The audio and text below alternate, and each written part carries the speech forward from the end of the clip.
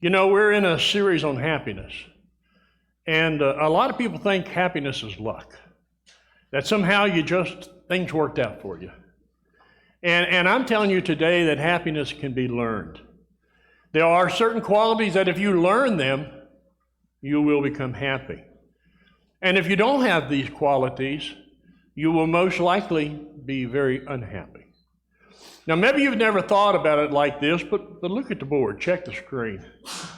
There's two columns up there. One column is happiness. The other column is unhappiness. Where do you think impatience would go? Well, yeah, it would go on the unhappiness side because impatient people seldom are happy people. Patience would go then on the happiness side because the more patient you are, the happier you're going to be. Now, suppose I said cruelty. Well, gracious, I hope you'd put it over in the unhappiness side. That would mean kindness would go in the happiness side. What if I said arrogance? Well, I hope you'd put that over in the unhappy side. Arrogant people are seldom happy. That means humble people very often are happy people. Now, here's my point. If you've only been in a church 2 weeks or 2 months' time, you most likely already know how to put this little chart together. You already know the things in life that will bring you happiness, and you already know the things in life that will suck happiness right out of your life. So, let's go into our text. We're going through Philippians. We're finishing up the 2nd chapter today, going verse by verse. And I'm just going to read the whole passage to you. Here it goes. Paul writes, I hope in the Lord Jesus to send Timothy to you soon, that I also may be cheered or happy when I receive news about you. I have no one else like him who takes a genuine interest in your welfare. For everyone looks out for his own interests, not those of Jesus Christ. But you know that Timothy has proved himself, because as a son with his father, he served with me in the work of the gospel. I hope, therefore, to send him as soon as necessary, or to see how things go with me. I am confident in the Lord that I myself will come soon, but I think it's necessary to send back to you Epaphroditus, my brother, fellow worker, and fellow soldier, who is also your messenger, whom you sent to take care of my needs. For he longs for all of you and is distressed because you heard he was ill. Indeed, he was ill and almost died. But God had mercy on him, and not on him only, but also on me, to spare me sorrow upon sorrow. Therefore, I am all the more eager to send him, so that when you see him again, you may be glad or happy, and I may have less anxiety. Welcome him in the Lord with great joy, and honor men such as them, because he almost died for the work of Christ, risking his life to make up for the help you could not give me. Now, okay, at first glance, doesn't really look like we're looking at a deeply spiritual passage today, does it? I mean, it sounds like Paul is talking about two guys that are there with him in Rome that he wants to send back to Greece. And right away, I know what you're thinking. It's like, well, what's this got to do with me? And that would be a huge mistake, because these two guys are going to teach us 4 more things about happiness. Now, a little background. Paul's in Rome. He is in jail, but he has a tremendous freedom to see visitors. And he's writing this letter to Philippi, and that church had sent him a care package. A lot of money, maybe another cloak or something, we don't know. And Epaphroditus is the man who brought it to him. Now, Timothy is one of Paul's closest friends. He's been trained by Paul. Paul is his mentor. And so Philippians is basically a thank you letter for what you did for me, says Paul. Now, in this letter, in this part of the chapter, he mentions these two men as role models. He says, Timothy, I have nobody like him. And I got to tell you, when the man who wrote most of your New Testament says, I have nobody like this guy, that's a pretty big, awesome recommendation. Then about Epaphroditus. Paul says, welcome him, honor him, because he nearly died for my sake. So what do these guys have to teach us? Here's number one. Shift the focus off of me. Shift the focus off of ourselves. If we went back to that chart at the beginning and you said the word self-centeredness, I really hope you would put it in the unhappy side, because we've been saying that since we began this series. Self-centered people are seldom happy. And we have to learn to take that focus off of ourselves to others.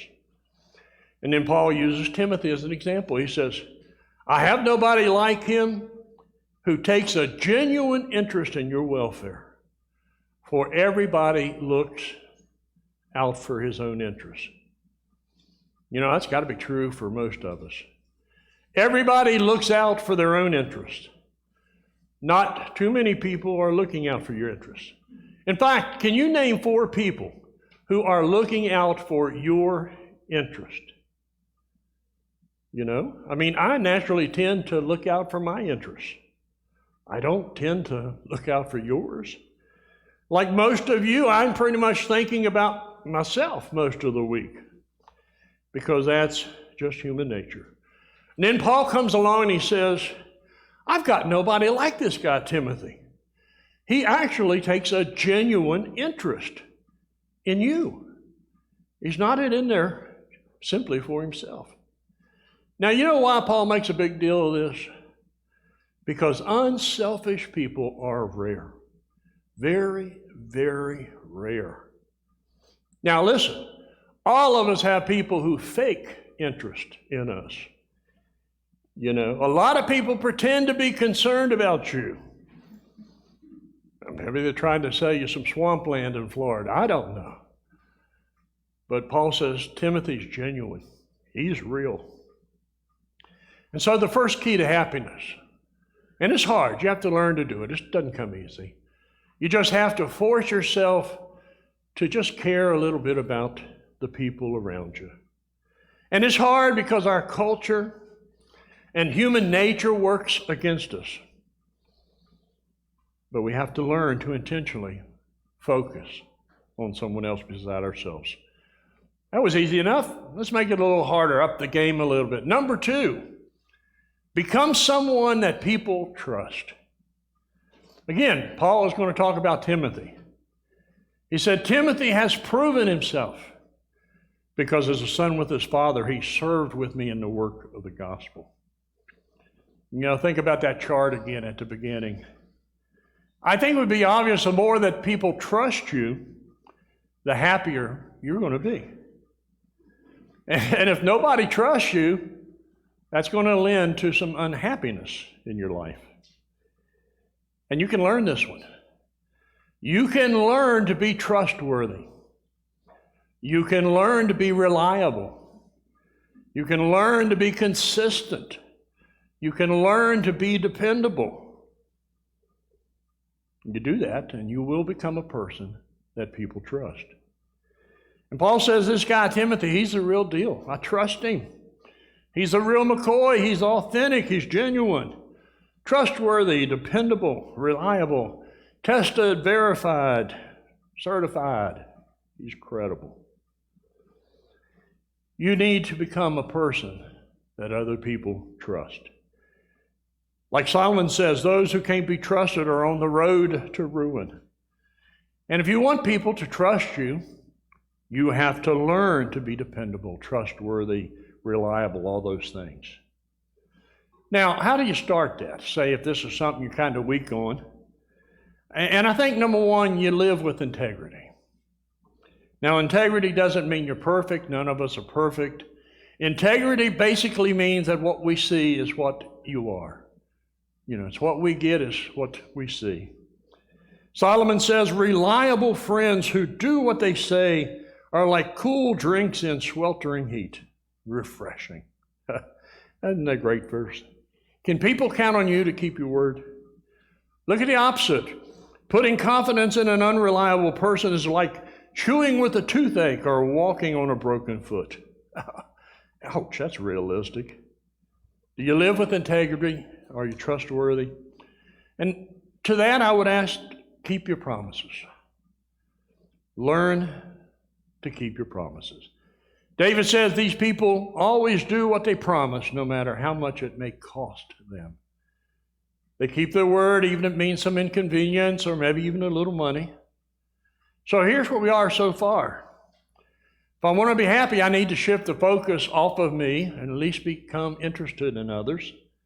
And then I need to be a person that people trust. We learned that from Timothy. Now, let's go to Epaphroditus. And if you have a son this week or next week, be a great name to name him, Epaphroditus. Number one from Epaphroditus, learn how to work with others. You know, they don't teach that very well these days. And parents, let me just stop and say that don't assume that your children are learning this. This might be one of those things that you or grandparents that you may have to teach your children. And by the way, all of these things that we're saying today are basic bottom line things for our kids and grandkids. You want them to be happy, they have to learn not to be so selfish in life. Life is about the people around them. They have to learn to become trustworthy. And they definitely have to learn to work with each other. Now, what are we talking about? We're talking about being a team player. It takes a lot of skill to be able to work together in a group. And if you can't do that, I guarantee you're going to be unhappy. Well, again, how do we get started in that if we're kind of weak in that area? Well, learn to cooperate. Learn to get along. Paul says, I send back to you Epaphroditus, my brother, my fellow worker, and my fellow soldier, who is also your messenger, whom you sent to take care of my needs. Remember, this is a guy that the church of Philippi used to send money to Paul while he's in prison. And Paul says he's my brother, he's my fellow worker, my fellow soldier. In other words, he knows how to be a team member, a team player. He's worked and fought by my side. He's not a lone ranger. He's not a prima donna. He's not a maverick. And you have to love these images. They're all relational. He's my brother. He's family. You know, for 1900 years in the church, people used to call each other by brother and sister. You know, Brother Bob or Sister Sue. And it wouldn't hurt to go back to that, I think, maybe if we could ever do that. Because we're losing the idea that we are family. And we're fellow workers. And we're fellow soldiers. I mean, Paul says he stood by my side. We supported each other. We defended each other. And if you want to learn to work well with others, you got to learn to cooperate. Not just cooperate, but be considerate. On that chart, where would you put rudeness? Yeah, I hope you would have put it on the unhappy side. It just makes sense that to be considerate of others, the happier you're going to be. Now be honest, when you see somebody in a restaurant being rude to the waitress, you're embarrassed. Now, okay, maybe they did get bad service. Maybe somebody burnt the eggs, but the waitress didn't deserve what she got. And Paul says, learn to be thoughtful. Learn to be kind. You know, sometimes you hear people say, well, I'm sorry. I just tell it like it is. There's a word for that. It's called rudeness. And rudeness is not in the happy list.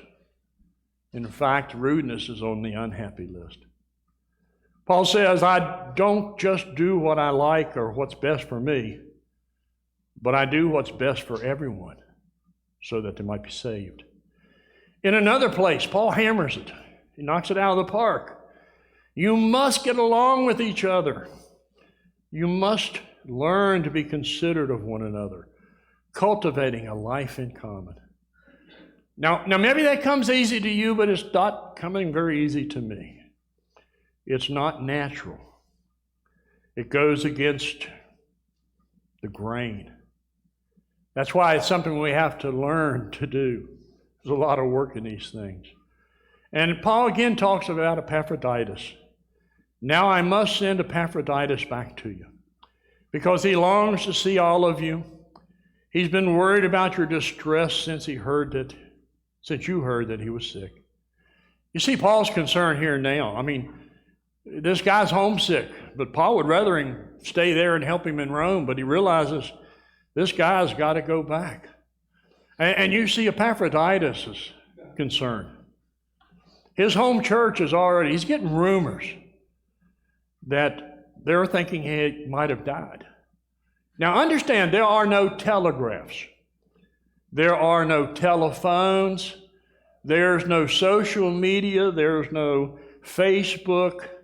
And whatever mail system that was in place was only for kings and governors. So the only chance you ever had of hearing something was when a group of people show up in town. You know, hey, have you been to so-and-so? Do you know anything about this? What's happening? And that was the only source of information. All right. If I want to be happy, I got to learn these things. I got to learn how to shift the focus away from me and can become considerate of others. I have to learn to be a person that people will trust.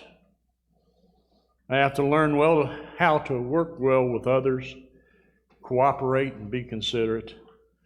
Number 4, the last one we're going to look at today, again from Epaphroditus.